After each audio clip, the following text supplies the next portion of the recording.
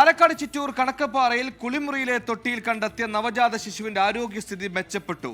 കുഞ്ഞ് മുലപ്പാൽ കുടിച്ചു തുടങ്ങി. ചിറ്റൂർ പോലീസ് സംഭവത്തിൽ അന്വേഷണം തുടരുകയാണ്.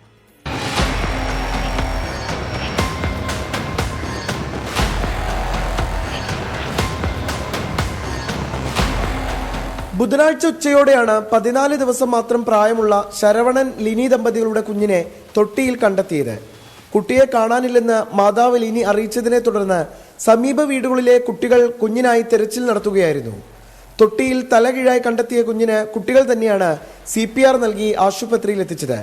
വിദഗ്ധ ചികിത്സയ്ക്കായി തൃശൂർ മെഡിക്കൽ കോളേജ് ആശുപത്രിയിലേക്ക് മാറ്റിയ കുഞ്ഞ് അപകടനില തരണം ചെയ്തു. കുഞ്ഞ് മുലപ്പാൽ കുടിച്ചു തുടങ്ങിയത് ആശ്വാസകരമെന്നാണ് ആശുപത്രി അധികൃതർ പറയുന്നത്. കുട്ടിക്ക് എന്താണ് സംഭവിച്ചതെന്ന കാര്യത്തിൽ സംഭവ സമയത്ത് വീടിന് പരിസരത്തുണ്ടായിരുന്നവർക്ക് പോലും കൃത്യമായ അറിവില്ല.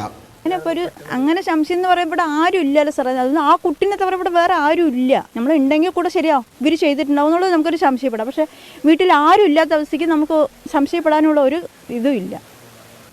ചിറ്റൂർ പോലീസ് സംഭവത്തിൽ അന്വേഷണം ആരംഭിച്ചിട്ടുണ്ട്. 24 പാലക്കാട്.